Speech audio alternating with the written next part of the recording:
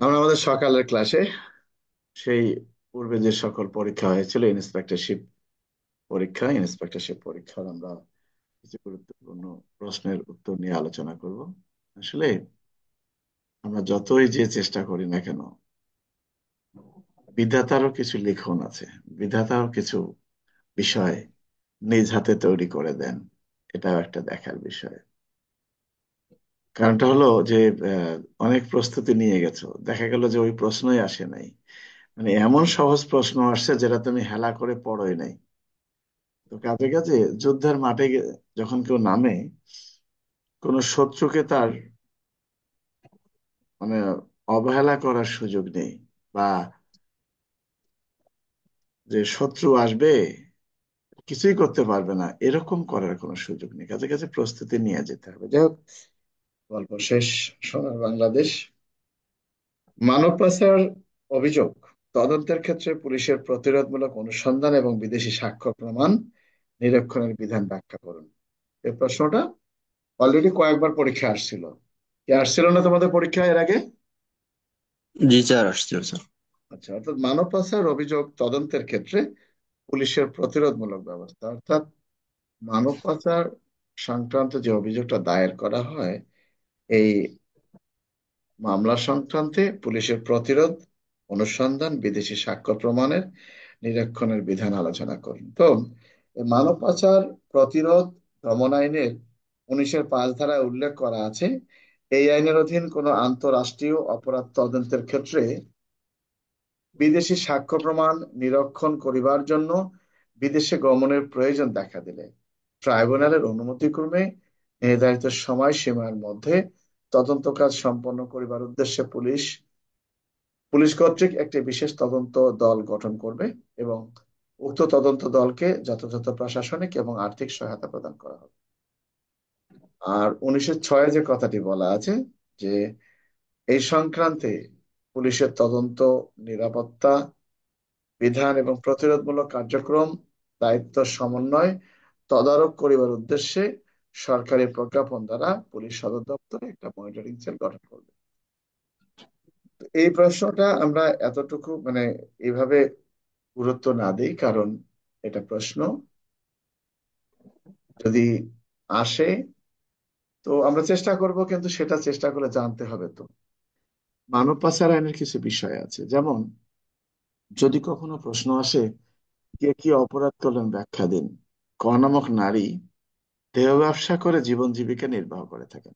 ক নামক নারী দেহ ব্যবসা করে জীবিকা নির্বাহ করে থাকেন। সে খ নামক ব্যক্তি তার বাড়ির সামন দিয়ে যাওয়ার সময় সে যে দেহ ব্যবসা করে এই কথাটি সে প্রকাশ করে। সে কোন ধারার অপরাধ করলো? শোনো, মানব পাচার আইনে কিন্তু যদি কোনো নারী যে কিনা দেহ ব্যবসা করে, সে যদি তার সাথে কাউকে সেক্স করার জন্য আহ্বান করে, সেটাও কিন্তু আইনে অপরাধ। এটা জানো তো? মানব পাচার আইনে জি স্যার, আছে স্যার। এটা কিন্তু আগে ছিল না, এই বিষয়গুলো কিন্তু আগে ছিল না, জানো?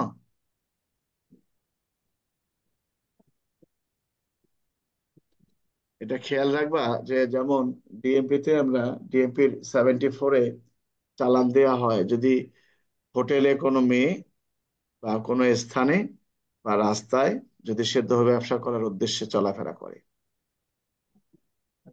তো বাইরে কি করবা? 290-তে, 290 কোনটা?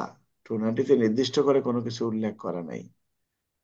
তো মানব পাচার আইনে যে কথাটি বলা আছে, যদি কখনো প্রশ্ন আসে যে কোন নারী অর্থাৎ এই মানব পাচারে যে কথাটি উল্লেখ করা আছে, কোন নারী দেহ ব্যবসা করার উদ্দেশ্যে তার খদ্দেরকে আনার জন্য যদি সে কোন ইশারা ইঙ্গিত করে, তার শাস্তির কথা উল্লেখ করা আছে। তো 19 ধারার বক্তব্য যেটা, সেটা হলো যে এই মানব পাচার সংক্রান্ত অপরাধে যে নিয়মিত মামলাটা রুজু হয়, এই ধরনের মামলা তদন্তের ক্ষেত্রে প্রতিরোধমূলক অনুসন্ধান এবং বিদেশি যদি সাক্ষ্য প্রমাণ সংগ্রহের প্রয়োজন দেখা দেয়, তাহলে পুলিশ কি ব্যবস্থা গ্রহণ করতে পারবে। তো সংক্ষেপে একটা কথা বলে নিই, এই প্রশ্নের উত্তর 1905 এবং 1906 এখানে উল্লেখ করা আছে। অর্থাৎ মানব পাচার মানব পাচার অপরাধ দমন আইনের 1905 এবং 1906 ধারায় এই কথাটি উল্লেখ করা আছে, আমরা একটু নজরে রাখি। বিষয়ের মধ্যে যে আরেকটা প্রশ্ন হলো, মানব পাচার অপরাধ তদন্তের ক্ষেত্রে প্রতিরোধমূলক অনুসন্ধান বলতে কি বোঝায়? মানব পাচার অপরাধের ক্ষেত্রে প্রতিরোধমূলক তল্লাশি এবং আটকের কৌশলগত আলোচনা করুন। এটা পরীক্ষায় আসছিল, এটা আমরা নাই নিলাম।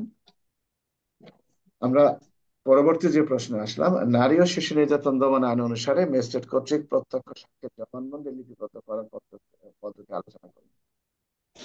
একটা কথা আমাদেরকে বলতে হবে, নারী ও শিশু নির্যাতন দমন আইন, ভিকটিমের জবানবন্দি রেকর্ড করার ক্ষমতা দেওয়া হয়েছে 22 ধারায়। অভিযুক্ত ব্যক্তির জবানবন্দি রেকর্ড করার ক্ষমতা কত ধারায় বলতে পারবা কেউ?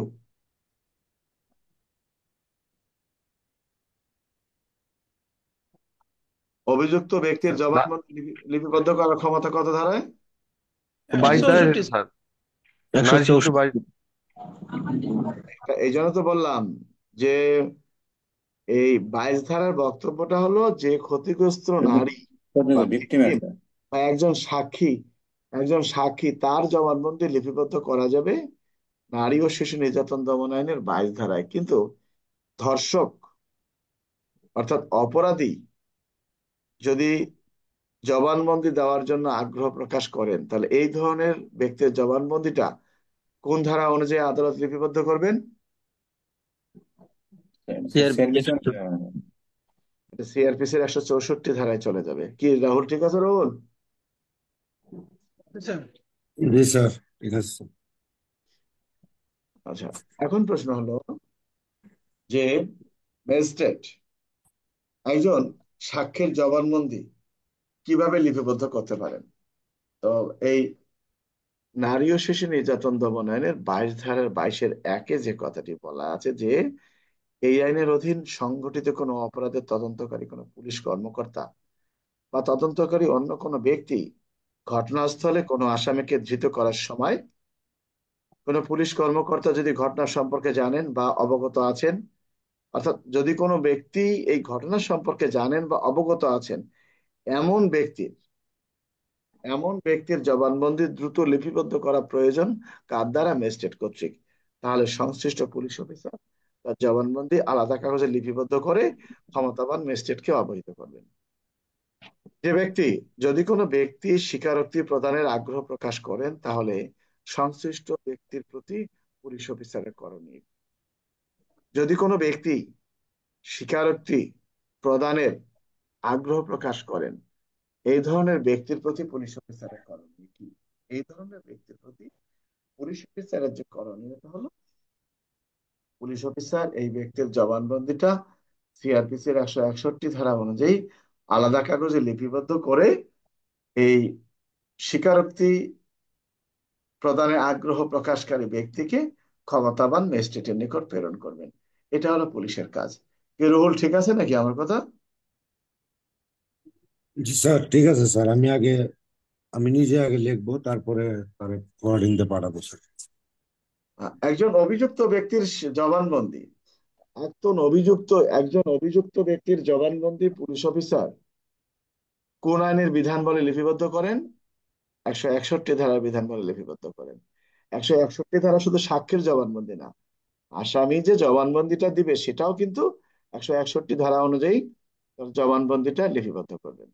তো 22 ধারার বক্তব্যটা কি? 22 ধারার বক্তব্যটা হলো যে নারী ও শিশু নির্যাতন দমন আইনে যে সকল বিষয়কে অপরাধ হিসেবে গণ্য করা হয়েছে, এই সকল অপরাধ সংগঠন কালে যদি কোনো ব্যক্তি সচক্ষে দেখেন এবং পুলিশ অফিসার যদি জানে যে এই ব্যক্তিরা ঘটনার সম্পর্কে অবগত আছে বা ঘটনা সম্পর্কে তিনি দেখেছেন, তাহলে পুলিশ অফিসার সংশ্লিষ্ট ব্যক্তির জবানবন্দি যদি ম্যাজিস্ট্রেট কর্তৃক লিপিবদ্ধ করার প্রয়োজন মনে করেন, তাহলে এই ধরনের ব্যক্তিটাকে এই তার জবানবন্দি লিপিবদ্ধ করার জন্য ক্ষমতাবান ম্যাজিস্ট্রেটের নিকট প্রেরণ করবে।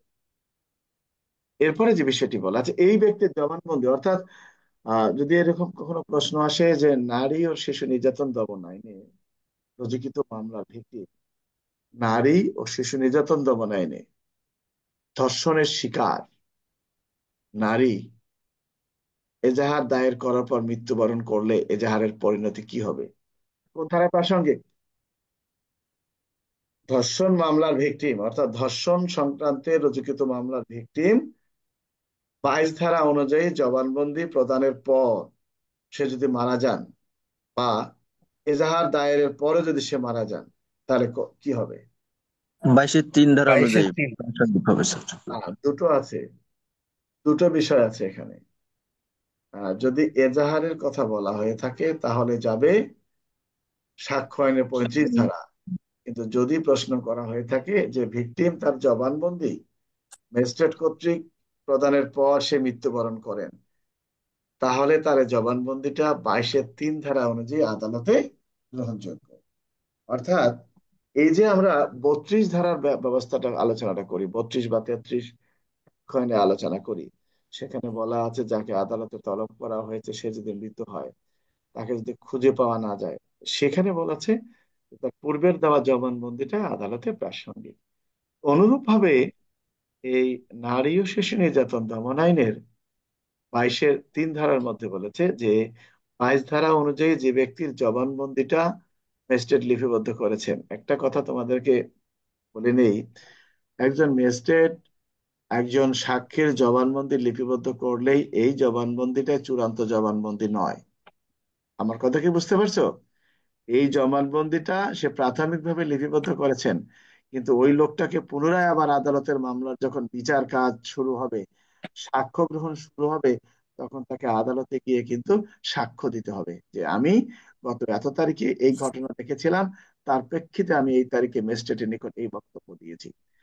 ওই সময় যদি এই ব্যক্তিটাকে খুঁজে পাওয়া না যায়, সে যদি মৃত্যুবরণ করেন বা সে যদি বিদেশে থাকেন, বা তাকে যদি সে যদি সাক্ষ্য দেওয়ার অসমর্থ হয়ে পড়ে, তখন বলছে তার এই পূর্বে যে ম্যাজিস্ট্রেটের নিকট সে জবানবন্দিটা দিয়েছিল, এই জবানবন্দিটাই পরবর্তীকালে আদালতের বিচারকালে সাক্ষ্য রূপে ব্যবহার করা যাবে। আমার কথা কি বুঝতে পারছো না বোঝো নাই? জি স্যার, বুঝতে পারছি। কি কারো বক্তব্য আছে এই সম্পর্কে? নাই। শোনো, একটা কথা আমি বলে নেই, তোমাদের প্রশ্ন এটা, তোমাদের জন্য প্রশ্ন আসছিল যে সাজাপ্রাপ্ত কয়েদি কত প্রকার ও কি কি। সাজাপ্রাপ্ত কয়েদি কত প্রকার ও কি কি?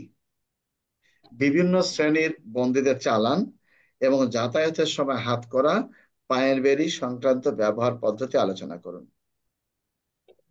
আমরা যে কথাটি জানি সেটা হলো যে একজন আসামিকে কিভাবে হাত করা পড়াতে হবে সে সম্পর্কে, বা কাকে হাত করা পড়ানো যাবে কাকে যাবে না, এ সম্পর্কে বলা হয়েছে পিআরবির 330 বিধিতে।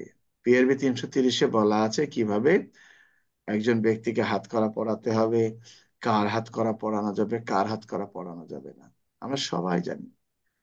কিন্তু সেখানে কিন্তু এই সাজাপ্রাপ্ত বন্দী বা কয়েদির কথা উল্লেখ করা নাই।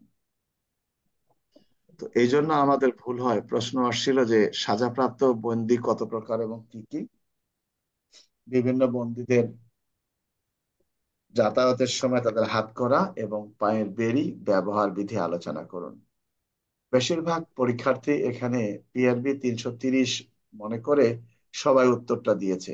আসলে পিআরবি 330-এর প্রশ্ন না, এই প্রশ্নটা হলো পিআরবি 715-এর প্রশ্ন। আমার কথা কি বুঝতে পারছো? জি স্যার। এইরকম শোনো, একটা জিনিস মনে রাখবা, যদি প্রশ্ন আসে কে কি অপরাধ করলেন ব্যাখ্যা দিন, ক নামক পুলিশ অফিসার মাদক মামলায় গ্রেপ্তারকৃত শিশুকে হাত করা পড়ালেন, তাহলে বুঝতে হবে এটা শিশু আইন 2013-র প্রশ্ন। যদি প্রশ্ন আসে ক নামক পুলিশ অফিসার হত্যা মামলার আসামি অমুক নারীকে হাত করা পড়ালেন, তাহলে মনে করতে হবে এটা পিআরবি 330-এর প্রশ্ন। আর যদি প্রশ্ন আসে হাত করা ব্যবহার পদ্ধতি আলোচনা করুন, তাহলে মনে করতে হবে 330-এর প্রশ্ন। কিন্তু যদি প্রশ্ন আসে সাজাপ্রাপ্ত কয়েদি তাদের হাত করা ব্যবহার পদ্ধতি আলোচনা করুন, তাহলে তোমাকে মনে করতে হবে 715-এর প্রশ্ন। আমার কথা কি বুঝতে পারছো না বোঝো নাই? জি স্যার। তাহলে কি আমাদের এখানে ভুল হবে? ক্যামেরাগুলো সবাই বন্ধ করলে হবে না, এটা খারাপ দেখা যায়। তাহলে কি আমাদের ভুল হবে যে যদি প্রশ্ন আসে হাত করা ব্যবহার পদ্ধতি আলোচনা করুন, বা কখন না কোনো নারীকে হাত করা পড়ানো যায় কিনা, বা একজন জামিনযোগ্য অপরাধে গ্রেপ্তারকৃত আসামিকে হাতকড়া পরানো যায় কিনা, বা জামিনের অযোগ্য অপরাধ হাতকড়া ব্যবহার পদ্ধতি যদি আসে তাহলে মনে করতে হবে। এখন এখানে আরেকটা বিষয় বলা আছে, যদি কখনো প্রশ্ন আসে যে আহ আসামি পরিবহন কালে হাতকড়া ব্যবহার পদ্ধতি আলোচনা করুন, তাহলে মনে করতে হবে এটা 715 প্রশ্ন। আমার কথা কি বুঝতে পারছো তোমরা? জি স্যার।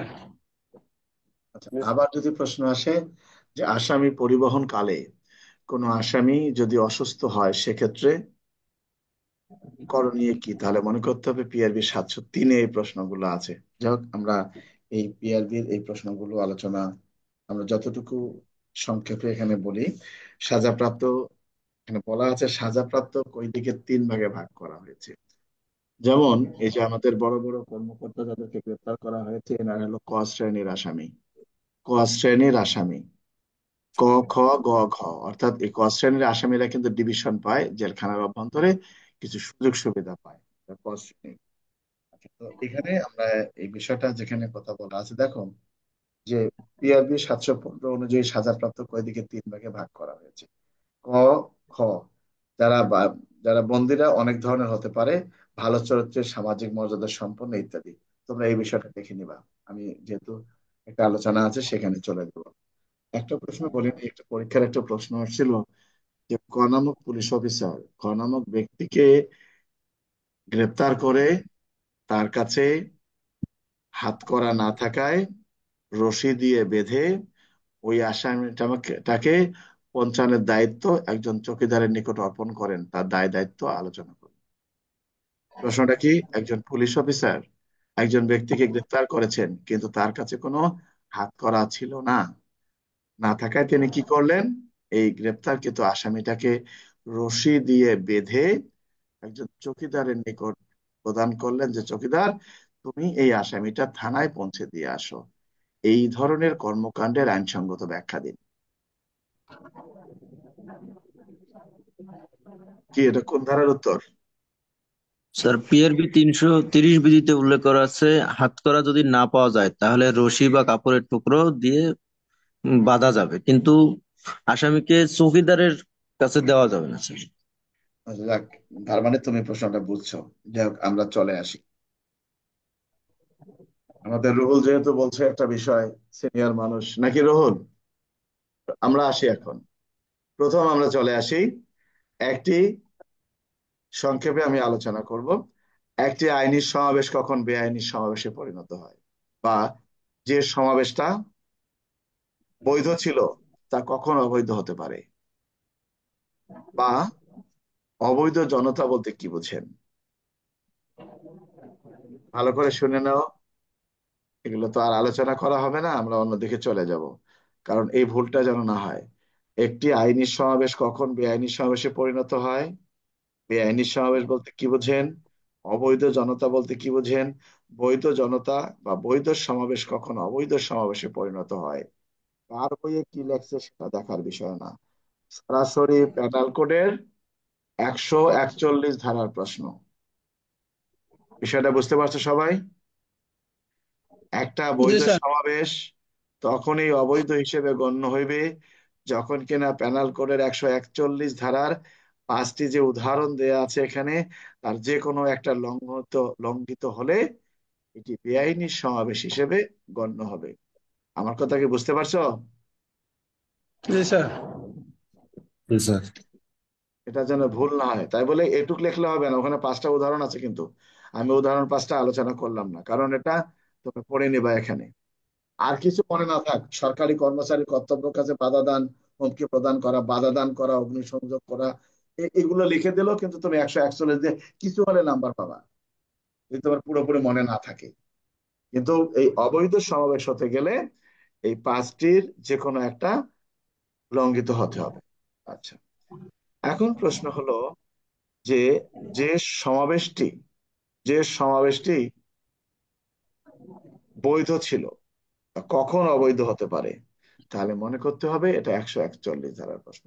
আমরা লিখবো যে যে সমাবেশটি বৈধ ছিল সেটা তখনই অবৈধ হতে পারে যখন কিনা পেনাল কোডের 141 ধারার নিম্ন বর্ণিত শর্তগুলো লঙ্ঘন করে সেক্ষেত্রে একটি অবৈধ সমাবেশ, সাউন্ড বন্ধ করো সালে, একটি অবৈধ সমাবেশ, বেআইনি সমাবেশ, একটি অবৈধ সমাবেশ, বেআইনি সমাবেশ ছত্রভঙ্গ করার ক্ষেত্রে পুলিশের করণীয় কি? সুন্দর করে বুঝে নাও। একটি অবৈধ সমাবেশ ছত্র, এই সমস্যা কোথায় জানো? বিভিন্ন গাইড গুলোতে 2 লাইন 2 লাইন করে লেখছে, তুমি নাম্বারে পাবা না এখানে। অন্যরা পাইলে 5, তুমি পাবা হলো 2। এখানেই তোমার ডিফারেন্স। তুমি তো নাম্বার যে পাও না তা কিন্তু না, তোমার উত্তর যে সঠিক হয় না তাও কিন্তু না। প্রশ্ন আসছে যে একটি অবৈধ সমাবেশ বা বেআইনি সমাবেশ ছত্রভঙ্গ করার ক্ষেত্রে পুলিশের করণীয় কি। তাহলে আমরা দেখব কোথায় এই সম্পর্কে বলা আছে। এই বেআইনি সমাবেশ ছত্রভঙ্গ করার ক্ষেত্রে পুলিশ, আমরা লিখব যে বেআইনি সমাবেশ ছত্রভঙ্গ করার ক্ষেত্রে একজন পুলিশ অফিসার যে সকল ক্ষমতা প্রয়োগ করতে পারেন তা নিম্নরূপ। একটা প্যারা হয়ে গেল। দ্বিতীয়ত লিখব, 1, সিআরপিসির 127 ধারায় উল্লেখ করা আছে প্রত্যেকটি বেআইনি সমাবেশ ছত্রভঙ্গ করিবার জন্য একজন পুলিশ অফিসার, আমরা যদি সেখানে ভারপ্রাপ্ত কর্মকর্তা লিখি তাও কোনো সমস্যা নেই।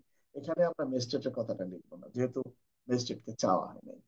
আমরা লিখবো একটি বেআইনি সমাবেশ ছত্রভঙ্গ করিবার জন্য থানার ভারপ্রাপ্ত কর্মকর্তা নির্দেশ প্রদান করতে পারেন এবং এই বেআইনি সমাবেশে অবস্থানরত ব্যক্তিদের দায়িত্ব হবে থানার ভারপ্রাপ্ত কর্মকর্তার আদেশ পাওয়া মাত্র ছত্রভঙ্গ হওয়া।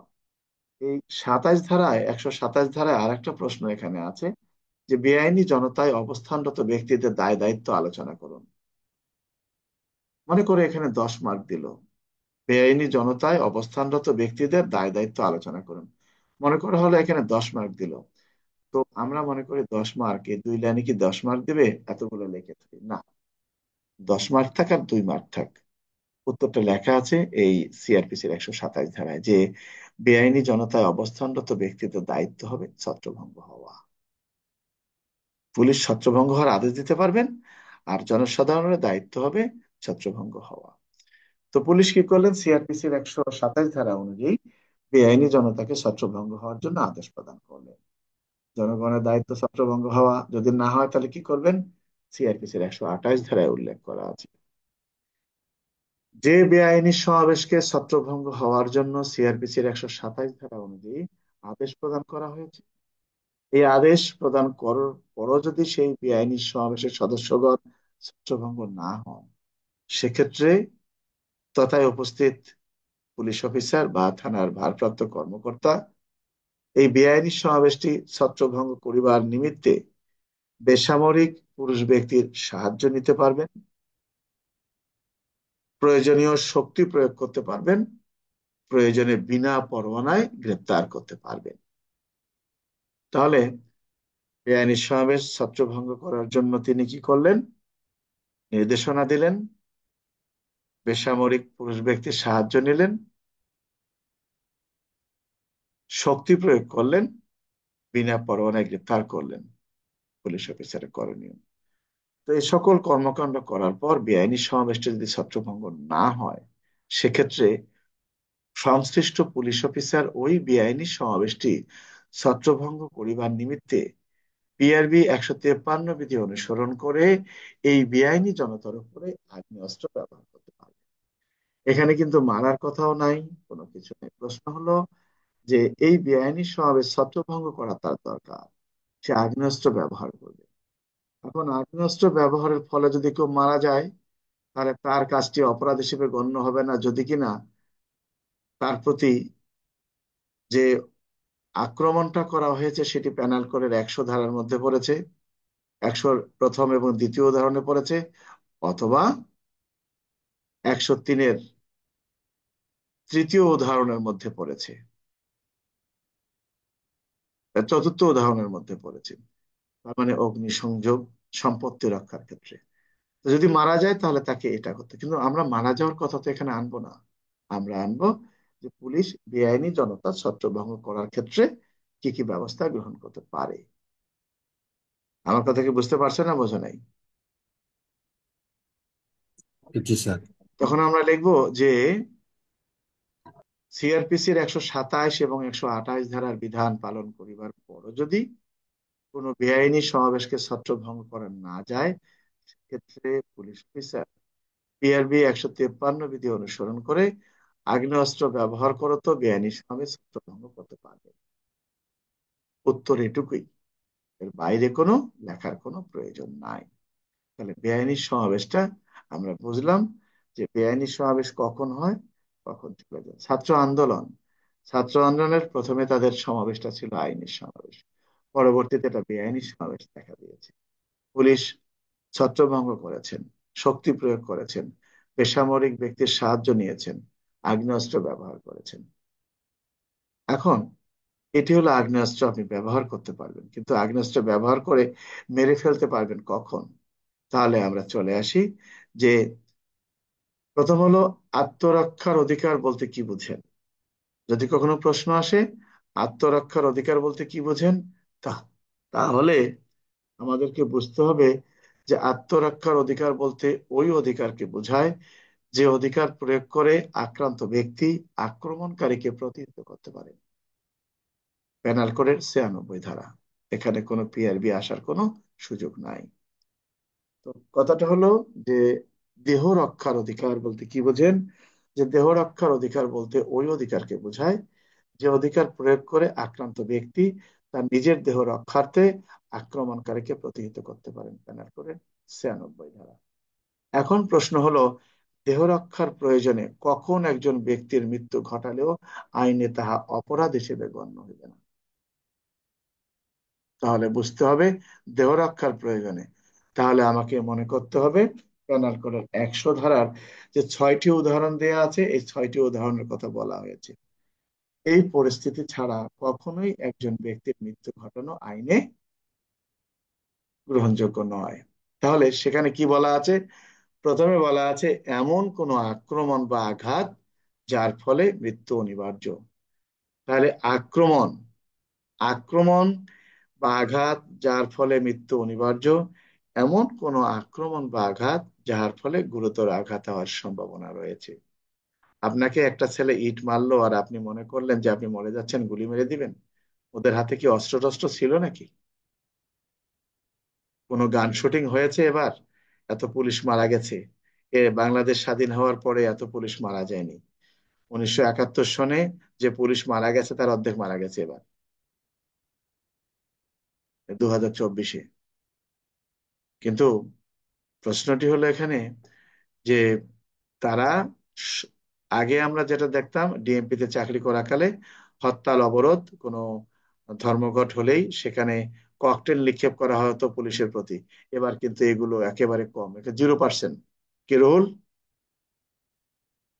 তুমি তো ওয়ারলেসে জি ছিলা। স্যার, না স্যার ওগুলো ছিল না।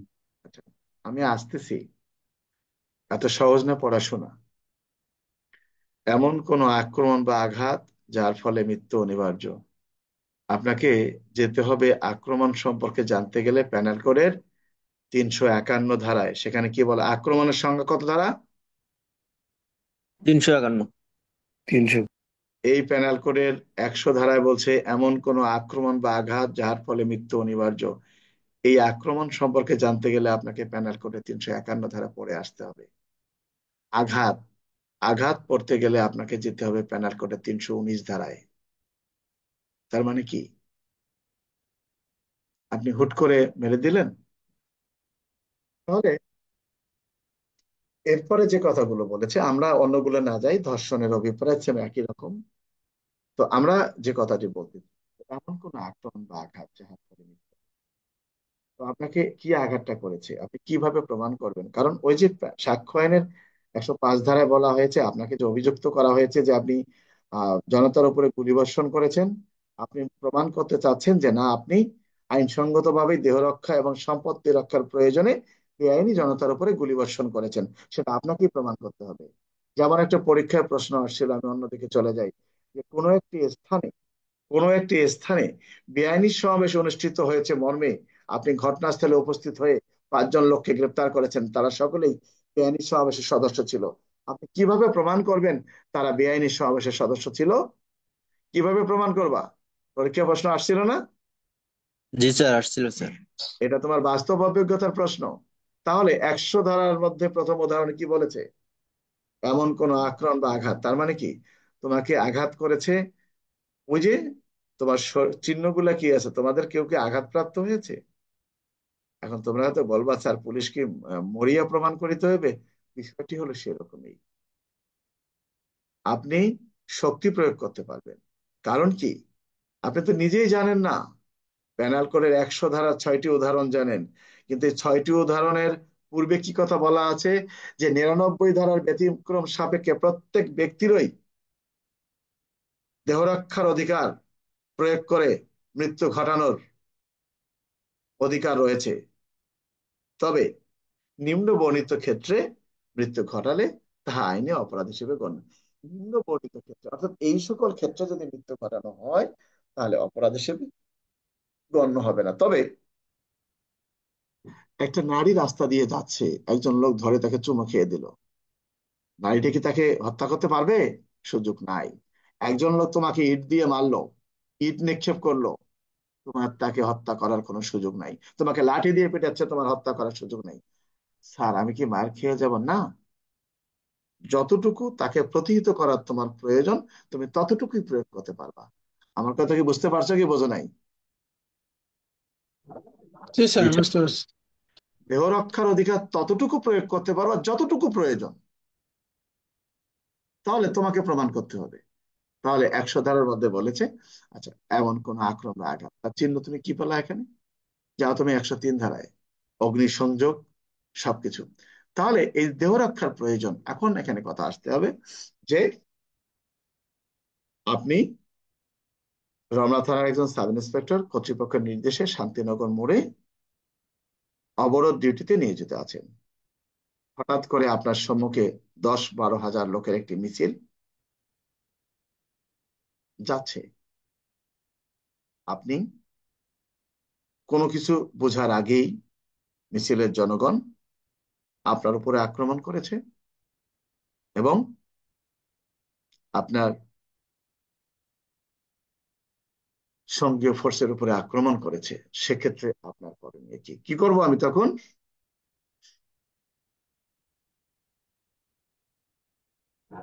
আত্মরক্ষার প্রয়োজনে স্যার গুলি করা যাবে স্যার। কেন গুলি করবো তুমি ওখানে? তোমার উত্তরটা কি হবে জানো? যে পেনাল কোডের 102 ধারায় উল্লেখ করা আছে কখন একজন ব্যক্তি আত্মরক্ষার অধিকার প্রয়োগের জন্য প্রস্তুতি নিতে পারেন। এরকম অবস্থার সাথে সাথে আমিও আত্মরক্ষার অধিকার প্রয়োগের প্রস্তুতি নেব এবং তাদেরকে প্রতিহত করার জন্য যতটুকু শক্তি প্রয়োগ করার প্রয়োজন আমি করব। তোমার প্রশ্নে কি বলা আছে যে তারা অগ্নিসংযোগ করে পড়াই টড়াই শেষ করে ফালাইছে, তোমারে মাইরে ফালাইছে? আছে নাকি এখানে প্রশ্নে বলা আছে? না স্যার। আপনি হত্যা ডিউটি করতেছেন, অবরোধ ডিউটি করতেছেন, শান্তিপ্রিয় মিছিলের উপরে আপনি গুলিবর্ষণ করলেন। আপনার কাজের ব্যাখ্যা দিন। কি হবে এটা তখন? সরাসরি 302 ধারা। কারণ আপনি শান্তিপ্রিয় মিছিলের উপরে গুলিবর্ষণ করতে পারেন না, 50 হাজারে হোক। আবার একথাও বলা আছে 10-12 হাজার লোকের একটি মিছিল যাচ্ছে, জনসাধারণের মালামাল ক্ষতি করতেছে, অগ্নিসংযোগ করতেছে। আপনি চিন্তা করলেন আপনার কাছে 2 জন পুলিশ বা 5 জন পুলিশ, তাদেরকে এই পুলিশ সদস্য দ্বারা প্রতিহত করা সম্ভব নয়। আপনার কাজের দায় দায়িত্ব বর্ণনা করুন। আপনি ভীরতার অপরাধে অপরাধী হবেন। আমার কথা কি বুঝতে পারছেন না বোঝো নাই? জি স্যার। এটা তোমার মাথায় ঠেকাতে হবে। আপনি চেক পোস্ট ডিউটি করতেছেন, হঠাৎ করে 10-12 জন ব্যক্তি আপনার দিকে অস্ত্র শস্ত্র নিয়ে অগ্রসর হয়েছে, আপনি কি ব্যবস্থা নিতে পারবেন?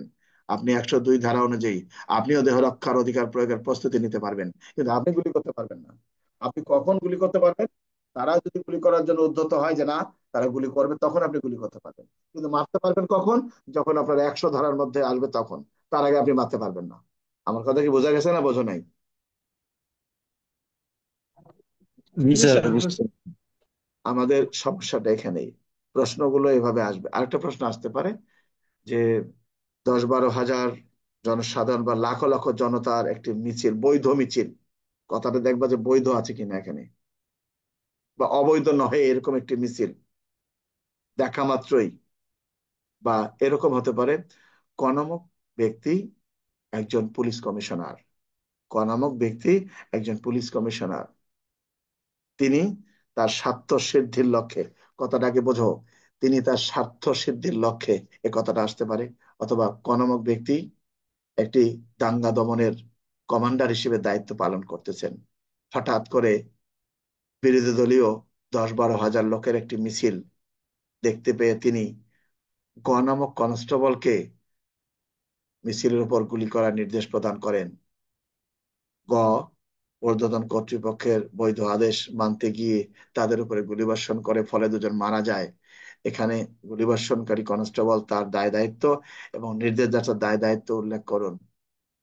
এখানে সরাসরি হত্যাকাণ্ড, কারণ প্রশ্নের মধ্যে কিন্তু বলেনি অবৈধ জনতা ছাত্র ভঙ্গ করিবার উদ্দেশ্যে।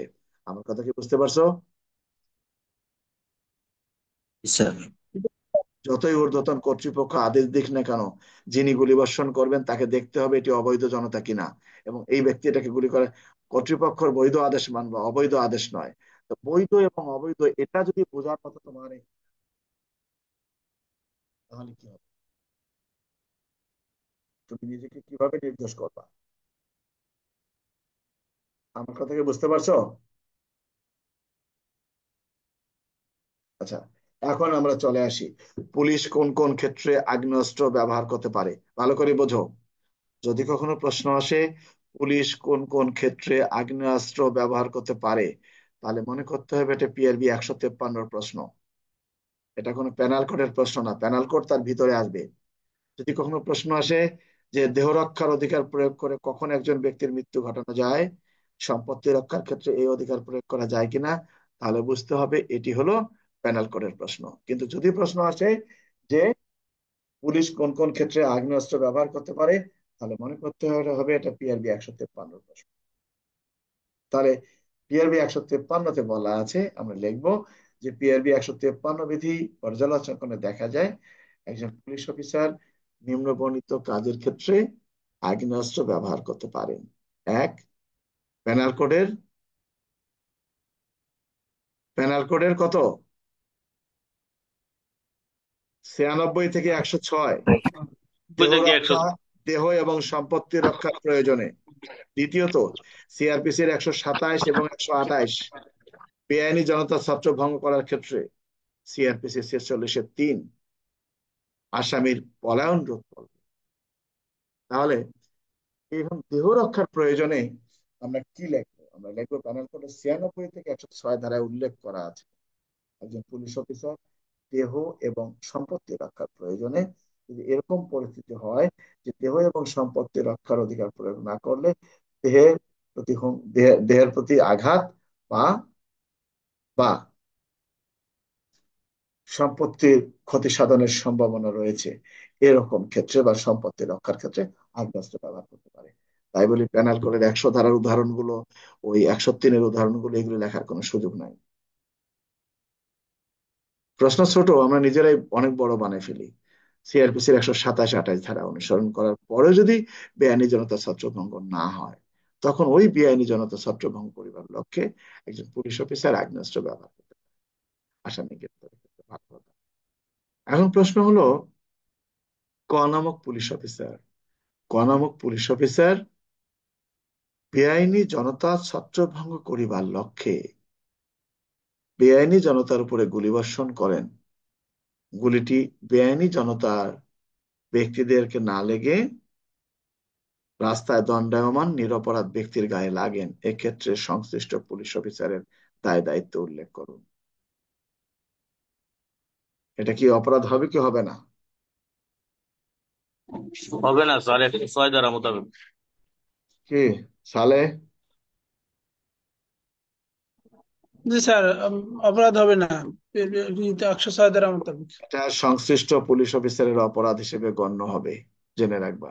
কারণ প্রশ্নের মধ্যে কিন্তু বলা হয় নাই অবৈধ জনতার মধ্যে থেকে একজন ব্যক্তি উক্ত পুলিশ অফিসারকে কি এমন ভাবে আক্রমণ করতেছে তাকে প্রতিহত না করলে সে পুলিশ অফিসারের মৃত্যু হওয়ার সম্ভাবনা রয়েছে। প্রশ্নে কি এটা বলা আছে? আপনি গুলি করলেন, অবৈধ জনতা ছাদের উপরে গিয়ে বাচ্চার গায়ে লাগতেছে, বাচ্চার মাথায় লাগতেছে, এটা আপনি কিভাবে প্রমাণ করবেন যে আমি অবৈধ জনতা ছত্রভঙ্গ করার জন্য গুলি করেছি? এই অবৈধ জনতায় সেগুলি স্লিপ করে অন্য জায়গায় চলে গেছে, কিভাবে করবেন? কোথায় অবৈধ জনতা রাস্তায় আর কোথায় ছাদ, আপনি একখানে করবেন কি? এটা বুঝতে হবে। 106 ধারাটা কি? 106 ধারাটা হলো এমন একজন ব্যক্তি যে ব্যক্তিকে তুমি প্রতিহত না করলে ওই ব্যক্তিটা তোমাকে মেরে ফেলতে পারে বা গুরুতর আঘাত করতে পারে। কিন্তু তুমি যে ওই ব্যক্তিটাকে প্রতিহত করতে যাবা, মানে তুমি যে তাকে আবার গুলি করার চেষ্টা করবা বা তাকে তুমি মেরে ফেলার চিন্তা ভাবনা করতেছো, তাকে না মারলে আমি নিজে মরবো, কিন্তু সেখানে নিরীহ অনেক লোক আছে, তাদেরও ক্ষতি হওয়ার সম্ভাবনা রয়েছে। তো তখন তুমি আশা করলা যে না, আমি নিরীহ লোকের ক্ষতি করব না, আমি নিজে বাঁচার জন্য ওকে ধরবো। তখন নিরীহ লোকের মারা গেলে কোনো কিছু তোমার অপরাধ হবে না। কিন্তু ওর প্রশ্নে বলা আছে অবৈধ জনতাকে ছত্রভঙ্গ করিবার জন্য। তো অবৈধ জনতা, সেখানে প্রশ্নে কি বলা আছে যে তারা এমন কোন আক্রমণ করেছে যার ফলে তোমার মৃত্যু অনিবার্য? কে? জি স্যার। ক নামক পুলিশ অফিসার বেআইনি জনতা ছত্রভঙ্গ করা কালে গুলিবর্ষণ করেন, ফলে এই গুলি অবৈধ জনতার গায়ে না লেগে লক্ষ্যভ্রষ্ট হয়ে পাশে দণ্ডা মানে ইয়ার একটা শিশুর গায়ে লাগে এবং শিশুটি মারা যায়। তার কি হবে? সরাসরি পেনাল কোডের 302 ধারায় হবে। জিনিসটা খেয়াল খেয়াল রাখবা। এখন এখন হলো 106, তাহলে কি হবে? 106টা হবে এরকমই যে লুকোচুরি খেলা, যেটা সিনেমার মতো, একবার ও গুলি করে একবার এই গুলি করে। তো হঠাৎ করে যখন সিনেমার নায়ক গুলি করছে, সে গুলি না লেগে ওই ভিলেনটা না লেগে ভিলেনের মায়ের লাগছে, লাগে মরে গেছে। কথাটা হলো এরকম। যাক, প্রশ্নটা হলো এরকম, যেমন নারী মারা গেছেন, তো সেখানে গুলিটা কাকে করা হয়েছিল? অবৈধ জনতাকে করা হয়েছিল। অবৈধ জনতার লোকজন যদি মারা যেত তাহলে এক রকমের প্রশ্ন আসতো, কিন্তু অবৈধ জনতাকে আপনি ছত্রভঙ্গ করতে পারেন। অবৈধ জনতাকে হত্যা করতে গেলে আপনাকে দুটো বিষয় প্রমাণ করতে হবে, যে তাৎক্ষণিকভাবে আপনার গুরুতর আঘাত হওয়ার সম্ভাবনা ছিল বা মৃত্যু হওয়ার সম্ভাবনা ছিল বা সরকারি সম্পদ ধ্বংস করেছে। আপনি যান, এই জিনিসগুলো বুঝতে হবে। আজ পর্যন্ত কোনো কথা আসছে এনায়েতপুরে যে সকল পুলিশ সদস্য মারা গেছে, সেখানে কিন্তু জনসাধারণও মারা গেছে পুলিশের গুলিতে, এবং পুলিশের কিন্তু কম চেষ্টা করেনি। সেখানের গোলাগুলি নিয়ে কি কোনো কথা হয়েছে? যাত্রাবাড়ি থানায় যখন আগুন লাগানো হয়েছে, যাত্রাবাড়ি থানার মধ্যে, যাত্রাবাড়ি থানার 5 তারিখে যখন পুলিশকে অ্যাটাক করেছে, ওখানে কিন্তু অনেক লোক মারা গেছে। কজনের এরকম মামলা হয়েছে বা কজনের এরকম মানে আহ, এরকম তার কাজটাকে অবৈধ হিসেবে ঘোষণা করছে, যারা আগুনে পড়ে মারা গেছে, যেখানে তারা বাঁচার জন্য, যারা ওখানে বেঁচে গেছে? আমরা কিন্তু এই খবরগুলো জানি না। তার মানে আমাদের কিছু ত্রুটি ছিল। বেআইনি জনতা হলেই আমরা ছত্রভঙ্গ করার ব্যবস্থা নিতে পারবো, আগ্নেয়াস্ত্র ব্যবহার করতে পারবো, কিন্তু মারতে পারবো না। আগ্নেয়াস্ত্র কাকে বলে আগে বুঝতে হবে। আগ্নেয়াস্ত্র, আগ্নেয়াস্ত্র কাকে বলে? শটগানও তো আগ্নেয়াস্ত্রের মধ্যে পড়ে। কে রুহুল, পড়ে কিনা? জি স্যার। পিআরবি 153-তে বলা আছে পুলিশ আগ্নেয়াস্ত্র ব্যবহার করতে পারবেন। পিআরবি 153-তে কি বলা আছে যে পুলিশ চায়না রাইফেল ব্যবহার করতে পারবে না বা শটগান ব্যবহার করতে পারবে? এরকম কোনো কিছু বলা আছে? বলা আছে আগ্নেয়াস্ত্র দেহ রক্ষার প্রয়োজনে, সম্পত্তি রক্ষার প্রয়োজনে, বেআইনি জনতার ক্ষেত্রে এবং আসামির পলায়ন রোধ করতে পারবে।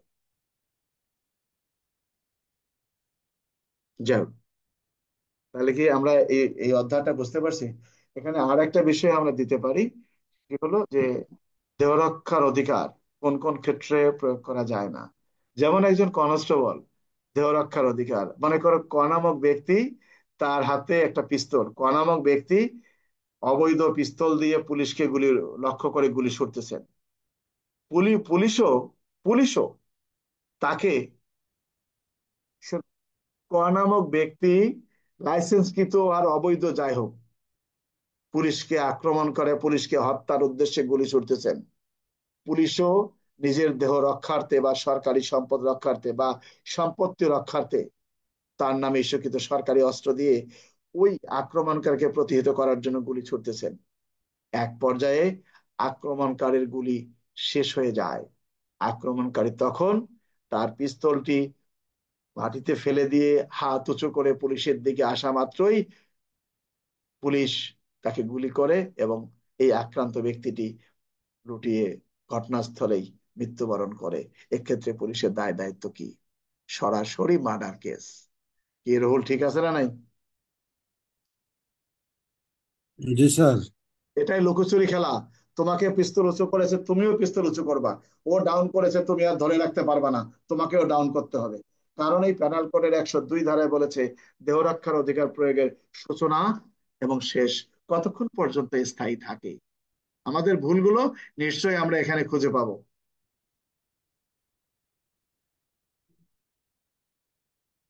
আবার এটাও আছে, লক্ষ লক্ষ জনতার মিছিল, আপনি সাব ইন্সপেক্টর অমুক 10 জন সদস্য নিয়ে মতিঝিল এলাকায় নিরাপত্তা ডিউটিতে নিয়োজিত আছেন। লক্ষ লক্ষ জনতার মিছিল, তারা ভাঙচুর করতেছে, অগ্নিসংযোগ করতেছে। আপনার কাছে 2 জন ফোর্স থাকায় আপনি কোনো ব্যবস্থা নেন নাই, আপনি বৃহত্তর অপরাধী অপরাধী হবেন। কোন দিকে যাবেন?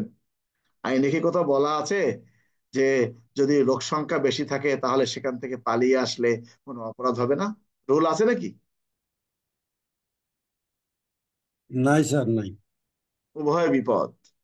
আমাদের অনেকে বলেছেন, সম্মানিত প্রসিকিউটর মহোদয়গণ বলেছেন যে পুলিশকে মারণাস্ত্র, উপদেষ্টা সাহেব বলেছেন এটি 1994 সনে বাংলাদেশ পুলিশে দুঃখিত, 2003 সনে বাংলাদেশ পুলিশে আসছে, 2003 সনে। এখন বাংলাদেশের অনেক সন্ত্রাসীদের কাছে এর চেয়ে বড় বড় অস্ত্র আছে, AK-47, M16, বড় রকমের অস্ত্র আছে। পুলিশের যে অস্ত্রগুলো খোয়া গেছেন, বড় বড় অস্ত্র আছে। তো সেক্ষেত্রে পুলিশেরও এই ধরনের অস্ত্রের প্রয়োজন আছে সন্ত্রাসী রক্ষায়, কিন্তু এই ছাত্রদেরকে হত্যা করার জন্য না। আমরা তো ছাত্র হত্যার জন্য এটা ব্যবহার করি নাই, আমরা বেআইনি জনতা ছত্রভঙ্গ করার জন্য ব্যবহার করেছি, ফলে অপরাধটি সংগঠিত হয়েছে। তাহলে এখন আমাকেই প্রমাণ করতে হবে যে আমি 105 ধারা যে বক্তব্যটা বলা আছে যে আমার তৎকালীন সময় আগ্নেয়াস্ত্র ব্যবহারটা, এই অস্ত্র ব্যবহারটা করার কতটুকু যুক্তিসঙ্গত ছিল। Clear role? জি স্যার। তাহলে কখন এই দেহ রক্ষার অধিকার প্রয়োগ করা যায় না? একজন ব্যক্তি আপনার প্রতি পিস্তল নিয়ে আসতেছে, গুলি করতেছে, আপনাকে আর আগাচ্ছে আপনাকে মারার জন্য, আপনিও প্রস্তুতি নিয়েছেন, হঠাৎ করে সে লোকটাকে ধরে ফেলেছেন, ধরা মাত্রই সে পিস্তলটা হাত থেকে পড়ে গেছে বা তার গুলি শেষ হয়ে গেছে, পিস্তলটা ফেলে দিয়ে পালিয়ে যাচ্ছিল, আপনি তাকে ধরে গুলি করে মারলেন। এটা তো সরাসরি 302 ধারা।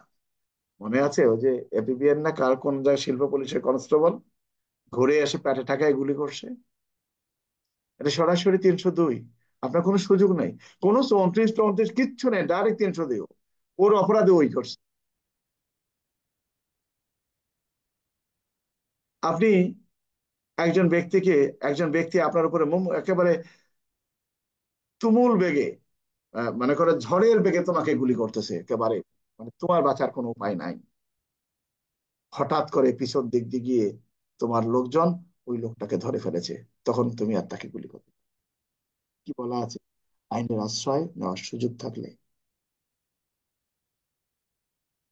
তুমি তো নিজেই জানো না কখন দেহ রক্ষার অধিকার প্রয়োগ করা যায় না। কেমনে বাঁচবা বাবা ধন? 99 ধারায় বলেছে না যে যদি সরকারি কর্মচারী কখন দেহ রক্ষার অধিকার প্রয়োগ করতে পারবে না, যে সরকারি কর্মচারী যদি মৃত্যু বা গুরুতর আঘাতের সম্ভাবনা না থাকে সেক্ষেত্রে সে দেহ রক্ষার অধিকার প্রয়োগ করতে পারবে না। কি কথাটা কি ঠিক আছে কিনা? জি স্যার, ঠিক জি আছে স্যার। স্যার। তো তুমি কোন দিকে প্রমাণ করবা? আবেগের কথা না, এগুলো আইনের কথা। আমাদের কতটুকু ভুল ছিল এখানে বুঝতে হবে। আমরা চলে আসি, পুলিশ কখন সামরিক শক্তি আহ্বান করতে পারেন? পুলিশ কখন সামরিক শক্তি আহ্বান করতে পারে? সামরিক শক্তি আহ্বানের ক্ষমতা শুধুমাত্র পুলিশ কমিশনারকে দেওয়া হয়েছে পুলিশ হিসাবে। আর মহানগর ব্যতীত জেলা ম্যাজিস্ট্রেট পারেন। আমি এই জন্য কথাটা বলেছিলাম যে এটা সংশোধন করা উচিত, কারণ পুলিশ সুপার তিনি তার জেলাটা কন্ট্রোল করে থাকেন। আইন শৃঙ্খলা পরিস্থিতি নিয়ন্ত্রণ ওনাকেই করা হয়, উনি করে থাকেন। অথচ দেখো, আইন শৃঙ্খলা আইন শৃঙ্খলা পরিস্থিতির উপর মিটিং, সেখানে সভাপতিত্ব করেন জেলা প্রশাসক বা ডিসি। আইন শৃঙ্খলা পরিস্থিতির উপর যে মিটিংটা হয় সেটা সভাপতি করেন ডিসি সাহেব। কিন্তু আইন শৃঙ্খলা রক্ষার দায়িত্ব কে? পুলিশ। এটা কি আমাদের সংশোধন করা উচিত না? এটা সার্কুলার একটা। কারণ পুলিশের এটা, আমি তো মনে করি পুলিশের কিছুটা এখানে খর্ব হচ্ছে, সম্মানটাকে হানি করা হচ্ছে। তাহলে এই সিআরপিসি 129 ধারায় বলা আছে পুলিশ সামরিক শক্তি আহ্বান করতে পারেন। বলা আছে কি, যে সাধারণ পুলিশ সদস্য দ্বারা যদি কোনো বেআইনি সমাবেশ ছত্রভঙ্গ করা সম্ভব না হয়, সেক্ষেত্রে জননিরাপত্তার খাতিরে মহানগর পুলিশ কমিশনার সামরিক শক্তি আহ্বান করতে পারেন। পুলিশ কে সামরিক শক্তি আহ্বান করতে পারেন? আমরা লিখবো সিআরপিসির 129 ধারা অনুযায়ী পুলিশ কমিশনার এবং জেলা ম্যাজিস্ট্রেট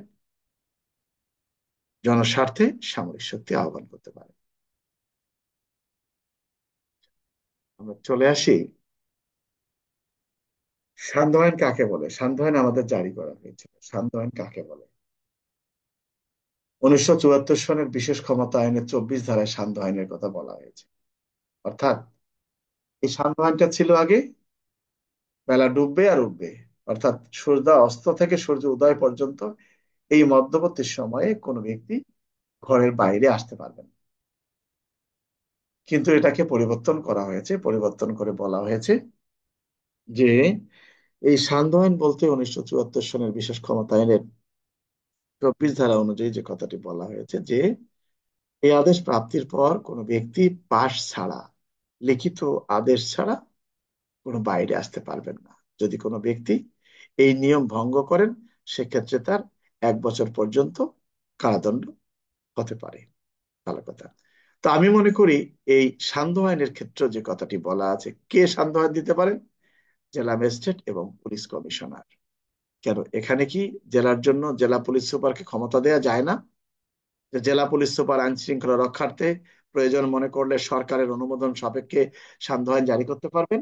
যদি মহানগর পুলিশে পারেন, হতে পারেন তিনি এডিশনাল আইজি পদমর্যাদার বা ডিআইজি পদমর্যাদার, তাহলে কি তিনি কেন পারবেন না?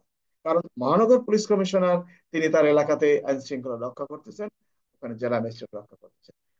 আমার বক্তব্য হলো, এই এত বড় আইকন, এত বড় নেতা, তাদের উচিত এগুলো সংশোধন করা। নারী ও শিশু নির্যাতন দমন আইনের 9-এর 5 ধারা, নারী ও শিশু নির্যাতন দমন আইনের 9-এর 5 ধারা এখানে কি বোঝাচ্ছে? একমাত্র পুলিশের কাছেই মেয়ে ধর্ষিত হয় নারীরা, আর কারো কাছে ধর্ষিত হয় না। তার মানে কি পুলিশ হেফাজতে কোন নারী ধর্ষিত, তার জন্য আলাদা আইন তৈরি করতে হয়েছে কেন? এখানে যদি আইনটা এমন হতো, সে 1995 সনে ইয়াসমিন ধর্ষণের ফলশ্রুতিতে যে আইনটা প্রণয়ন করা হয়েছে, সেই সেখানে যদি উল্লেখ করা থাকতো যে যদি কোনো ব্যক্তির হেফাজতে থাকা কোনো নারী তার ব্যর্থতার কারণে ধর্ষিত হয়, তার শাস্তির কথা উল্লেখ থাকতো, তাহলে মেনে নিতাম। শুধুমাত্র পুলিশকে টার্গেট করে এই প্রশ্ন, এই আইনটি তৈরি করা হয়েছে। আমি মনে করি এটাও সংশোধনের প্রয়োজন আছে, আমার এটা দাবি। তো কর্তৃপক্ষ এটাও সংশোধন করবে। আমার বিশ্বাস যে এগুলো সংশোধনের প্রয়োজন আছে। অনেকগুলো ক্ষেত্রে এখানে বিষয়টি উল্লেখ করা আছে। যাই হোক, আমরা সেই বিষয়গুলো আলোচনা, মানে কথা প্রসঙ্গে কথাটা আমি যেটা বললাম। তো এখন আমরা সবগুলো বুঝলাম পেনাল কোডে। এখন এখানে যে বিষয়গুলো আছে, যদি প্রশ্ন আসে যে একাকী কি একজন কনস্টেবল আগ্নেয়াস্ত্র ব্যবহার করতে পারেন, আমরা বলবো হ্যাঁ। পিআরবি 153 বিধিতে বলা আছে একাকী একজন কনস্টেবল দেহ রক্ষা, সম্পত্তি রক্ষার প্রয়োজনে আসামির পলায়ন রোধ করবে, বেআইনি জনতা ছত্রভঙ্গ করার ক্ষেত্রে আগ্নেয়াস্ত্র ব্যবহার করতে পারবেন, একজন পারবেন। 153 বিধিতে বলা আছে, কেন পারবেন না? কিন্তু মারার ক্ষেত্রে কিছু কিছু বিষয় আছে। স্যার আমরা তো সিনিয়র, জুনিয়র, সিনিয়র স্যাররা বলছে আমরা গুলি করছি। আইনে বলা আছে ঊর্ধ্বতন কর্তৃপক্ষের বৈধ আদেশ আপনি পালন করুন। আমাদের আরেকটা বিষয় জানতে হবে এখানে, আমরা এইগুলো আলোচনা আজকের মতো শেষ করব, আমরা অন্য জায়গায় অন্যগুলো আলোচনা করব। এটা এখান থেকে প্রশ্ন আসবে, যেগুলো আলোচনা করলাম। প্ররোচনা, সহায়তাকারী, যেমন কর্তৃপক্ষরা নির্দেশ দিয়েছেন যে কোনো ভাবে হোক এই ছাত্র জনতাকে ছত্রভঙ্গ করতে হবে, প্রয়োজনে গুলি চালাবে, যারা এই নির্দেশটা দিয়েছেন তারা কিন্তু প্ররোচনাকারী, তারা কিন্তু এই হত্যাকাণ্ডের সহযোগী।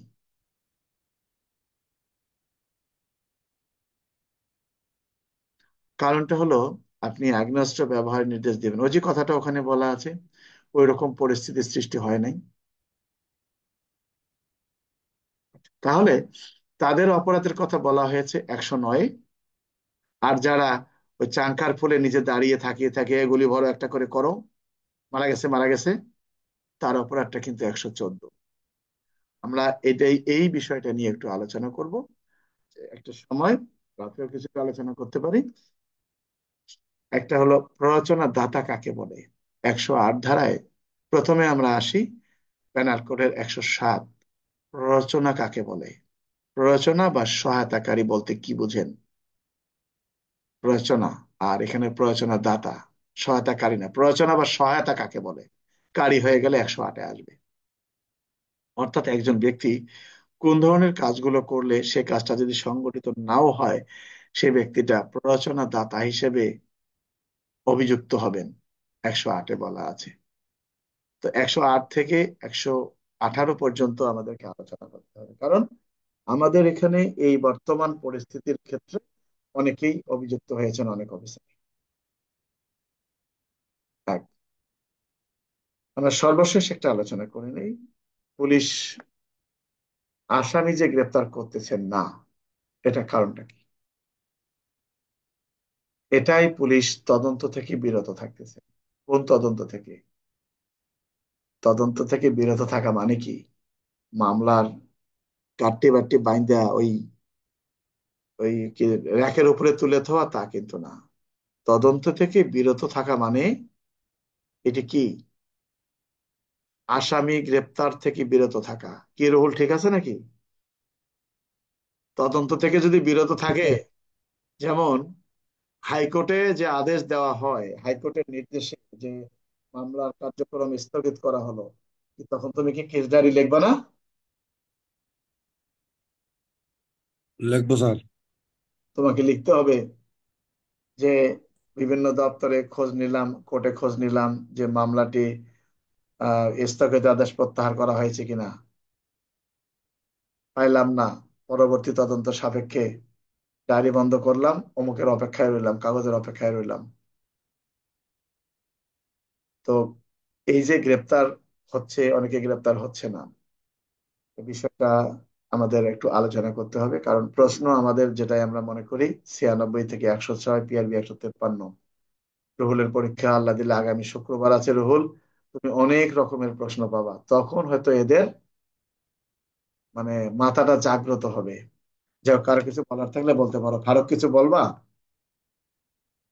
স্যার আগামীকালকে পরীক্ষা স্যার, আমার 15টার সময় স্যার। ও, কালকে তো শুক্রবার। জি স্যার, জি স্যার, কালকে তোমার কি পরীক্ষা স্যার। সিদ্ধেশ্বরীতে পড়ছে? না স্যার, মিরপুর। মিরপুরে? মণিপুর, মিরপুর। কটার সময়? আমার স্যার 15টায় স্যার, 15টায়। 15টায়, তাই না? জি স্যার। আচ্ছা, 15 বা 3টার সময় পরীক্ষা, এই তো? জি স্যার। আহ, আগামীকাল, এই তো? আচ্ছা, ঠিক আছে, তাহলে তুমি চলে যেও। আর রাতে ক্লাস আছে, রাতে ক্লাসে তোমার জন্য আমরা আজকে কালকে কি উইদাউট বুক না উইথ বুক? কালকে স্যার বইসহ স্যার পরীক্ষা আমার। উইথ বুক, যাক, আমরা আলোচনা করব।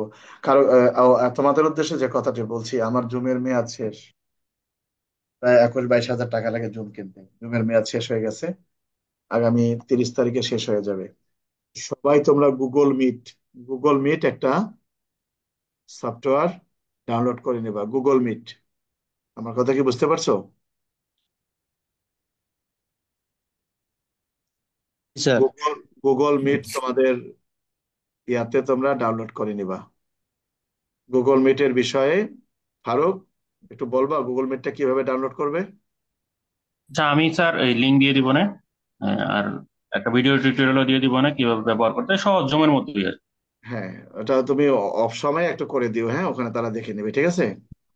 ঠিক কারণ আছে 30 তারিখে কিন্তু আমার জুম থাকবে না। এই জুম থাকবে না কারণ এটা মেয়াদ শেষ।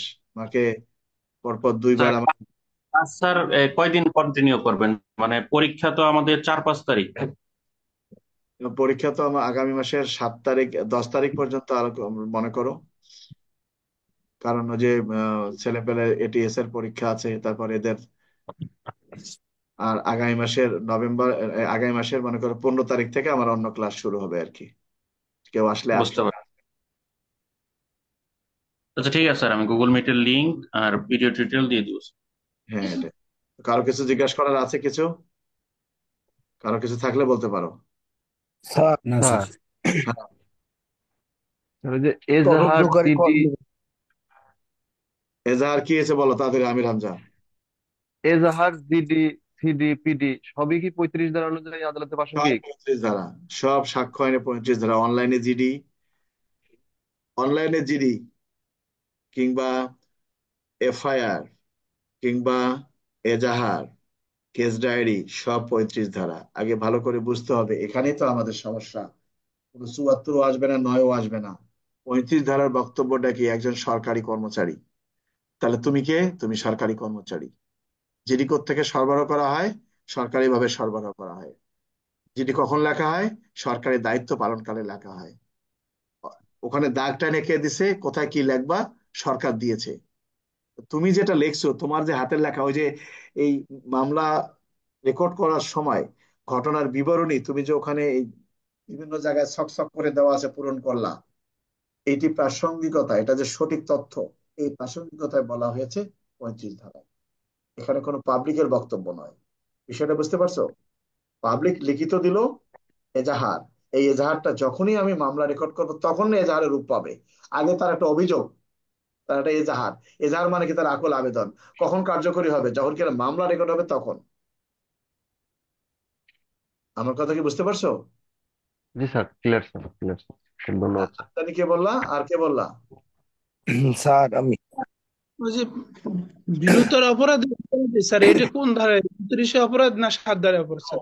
ভীরতার অপরাধ যখনই হোক না কেন, জেনে রাখবা আমাদের পুলিশের অনেক কিছু ভুল আছে। গুরুদণ্ড লঘুদণ্ড 7, 29, 29 ধারায় কোনো গুরুদণ্ড না, কোনো লঘুদণ্ডও না। 29 ধারাটা পুলিশের জন্য নির্দেশনা। কাকে বুঝাবো আমি, কারে বুঝাবো? যদি বেশি বুঝাতে পারতাম তাহলে ছাত্রবেলা হয়তো, তত নাই। কারণটা কি জানো? আমরা ভুলে ভরা সংসার। 29 ধারায় বলা আছে এই সকল কাজের ক্ষেত্রে একজন পুলিশ সদস্যকে বিচারের জন্য ম্যাজিস্ট্রেটের নিকট প্রেরণ করা যাবে। ওই পুলিশ সদস্যকে শাস্তি দিতে গেলে 7 ধারা ছাড়া কোনো পুলিশ সদস্যের শাস্তির কোনো বিধান নাই। 7 ধারা। বিষয়টা বুঝতে পারছো? সরকারি চাকরি আইন অনুযায়ী শাস্তি দেয় সেটা আলাদা, কিন্তু পুলিশ আইনের 7 ধারায় হলো গুরুদণ্ড। আর কোনো কিছু যাওয়ার সুযোগ নাই। এটা ভুল লেখা আছে। আরো কিছু বলবা? আর কারো কিছু বলার আছে? স্যার আমি একটা প্রশ্ন করতাম স্যার। হ্যাঁ, বলো। স্যার, তদন্তকারী কর্মকর্তা কর্তৃক আসামি স্বীকারোক্তি আদায়ে আইনগত ভিত্তি ও জিজ্ঞাসাবাদে কৌশল আলোচনা করুন। শোনো, এইগুলো এগুলো বাস্তব অভিজ্ঞতার প্রশ্ন। জিজ্ঞাসাবাদের কৌশল যেটাই বলো না কেন, জিজ্ঞাসাবাদের কৌশল সম্পর্কে সিআরপিসি, পেনাল কোড কিংবা অন্যান্য আইনে সুনির্দিষ্ট করে কিছু উল্লেখ করা নেই। বিষয়টা বুঝতে পারছো?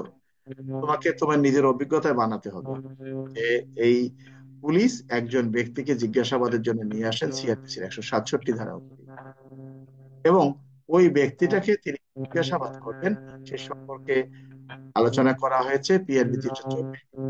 তবে এই ব্যক্তিটাকে জিজ্ঞাসাবাদকালে কখনোই তার সামাজিক মর্যাদা ক্ষুণ্ণ হয় বা তার প্রতি বিধি লঙ্ঘিত হয় বা মানবাধিকার লঙ্ঘিত হয় এরকম কাজ করা যাবে না। এটাই তোমার কাছে জানতে চাচ্ছি। বিষয়টা বোঝা গেছে? সবকিছু তোমার নিজের বানানো, আর কিচ্ছু না এখানে। জি স্যার। মানে প্রশ্ন পিআরবি আসছে সিআরপি আরে আবার কি পেশা ওরে বাপু, বলে তো নাই, আর কিছু নাই এখানে। ধারা কোনটা দিব স্যার? বললাম কোনো ধারা নাই, 167 তুমি তো দিবা, কারণ 167 বলা আছে পুলিশ হেফাজতে আনতে পারেন। কিভাবে জিজ্ঞাসা করবা এখন আইনে করে নির্দিষ্ট না, একে নিজে পড়ে দেখো। আমি যে ঠিক কথাটা আছে। বলতে চাচ্ছি ভুলে গেলাম, নাই গেছি ভুলা। জি বুঝতে পারছি স্যার। আমি যে কথাটা বলতে চাচ্ছি সেখানে এই যে জিজ্ঞাসাবাদের বিষয়টি, এখানে পুলিশের এই কার্যক্রমগুলো, এগুলোর কোনো নির্দিষ্ট কোনো ধারা নেই। আমি যে রুহুলকে কি কথা বলার জন্য বললাম যে এটা তোমার কালকের জন্য খুব গুরুত্বপূর্ণ, ভুলে গেছি। এই জন্য বললাম যে বয়স হয়ে গেলে অনেক কিছু মানে তোমাদেরও মনে থাকবে না যখন বেশি করে আলোচনা করতে যাবে। কালকে পরীক্ষার্থীদের জন্য একটা গুরুত্বপূর্ণ একটা বিষয় বলতে চাচ্ছিলাম, ভুলে গেলাম। যাক, আর কারো কিছু আছে? স্যার আর একটা প্রশ্ন স্যার। বলো। কোনো স্যার একটি ক্লাস থানায় কোনো একটি থানায় কোনো একটি থানায় হাজতখানা হতে আসামি সংগোপনে পালিয়ে গেল। হুম হাজতখানার দরজার পাশে চাবি পড়ে থাকতে দেখা গেল। এখানে উক্ত সময়ে থানার দায়িত্বরতদের দায়িত্ব নিরূপণ করে পলাতক আসামির বিরুদ্ধে গৃহীত আইনগত ব্যবস্থা করুন। কার কার দায়িত্ব চাচ্ছি স্যার? এখানে কার কার দায়িত্ব বলতে কিছু নাই। থানায় যিনি ওসি তো সবসময় থাকবে না। ওই সময় যিনি থানার দায়িত্বে ছিলেন, তার মানে ডিউটি অফিসার সেন্ট্রি অপরাধ হবে প্যানাল কোডের 223 ধারায়। তার দায়িত্ব অবহেলার কারণে আসামি পলায়ন, এটা মনে রাখবা। আর আসামি যে পুলিশ হেফাজত থেকে পলায়ন করেছে, আসামির বিরুদ্ধে, যেহেতু থানার থেকে পালিয়েছে, আসামির বিরুদ্ধে পেনাল কোডের 224 ধারা অনুযায়ী নিয়মিত মামলা রুজু করা যাবে। এখানে সিআরপিসির 66 ধারা প্রয়োজন নাই। ক্লিয়ার? হ্যাঁ, আর ঠিক কে আছে। জানে, আর কে জানে বলতে চাইলা? স্যার, সাক্ষ্য আইন অনুযায়ী অপরাধ প্রমাণের দায়িত্ব কার, এর ব্যতিক্রম সমূহ আলোচনা করুন। এটা কি স্যার 100 কোন কোন ধারা দিব স্যার? ব্যতিক্রম, এটা কত ধারা? 105। শোনো, 105-এ এটাও অপরাধ তোমাকেই প্রমাণ করতে হবে, ব্যতিক্রমটাই শুধুমাত্র 105 ধারা, আর কিছু নেই। আর কারো কিছু আছে? রুল? না স্যার। যাক রুল, তুমি পড়ো। যে কথাটা মনে, মানে জরুরি একটা, মানে গুরুত্বপূর্ণ একটা প্রশ্নের কথা আমি বলতে চাইছিলাম, মনে নেই তো। তোমার বাস্তব অভিজ্ঞতার উপরে প্রশ্ন আসবে কালকে, দেখবা। তোমার কালকে তো পরীক্ষা, আমি সবার সামনে কথা বলছি, আমি যেগুলো আলোচনা করলাম এর মধ্যে আসবে। এরপরে তুমি সাক্ষ্য আইনের, বিশেষ করে সাক্ষ্য আইনে 65-র খ তোমার জন্য খুবই গুরুত্বপূর্ণ। 65-র খ এবং 90-এর ক। একটা হলো যে তোমার ডিজিটাল মাধ্যমে সংরক্ষিত বিষয়াদির প্রাসঙ্গিকতা, এটা। আর ওই যে জিডি কেস ডায়েরি জেনারেল, এটা কিন্তু 35 ধারা শুধুমাত্র, অন্য কোনো ধারার বিষয় না। সাক্ষ্য আইনের এই প্রশ্নগুলো। আর সাক্ষ্য আইনের নতুন নতুন যেগুলো আসছে এগুলাই। আর নারী শিশুর 32-এর ক তুমি দেখবা যে তোমার হলে যাওয়ার আগে এসে বসে আছে। হ্যাঁ, আর এই বেআইনি জনতা যতগুলো আলোচনা করলাম এগুলো আসবে, তো ঠান্ডা মাথায় পরীক্ষাটা দিতে হবে। তো ঠিক আছে, আমরা শেষ করি। কারো কিছু বলবা? ফারুক, রাশেদ? স্যার আমি আমি আপনারে এই 2 মিনিটের মধ্যে ফোন দিচ্ছি, ফোন দিয়ে কথা বলতেছি। আচ্ছা, তো সবাই ভালো থাকো। ধন্যবাদ সবাইকে। রাত্রে 8:30টায় ক্লাস। আর আমার অনুরোধ থাকবে প্রত্যেকেই, যে সকল প্রশ্ন বোঝো না, ওই যে ও প্রশ্ন নিয়ে আসলো যে আসামিকে পুলিশ রিমান্ডে এনে জিজ্ঞাসাবাদের কৌশল, এটা আমার গাইডে কিন্তু আছে। আমার গাইডে আছে না মালিকুল? আছে স্যার। এই জিজ্ঞাসাবাদের কৌশল আমিও নকল করছি। এটা হলো পিএসদার সাহেবের বইয়েতে আছে, অন্যান্য বইয়ে আছে। এই কৌশল সম্পর্কে কোনো আইনে উল্লেখ করা নাই। তোমাকে বুঝতে হবে যে আসামিকে মারধর করা যাবে না।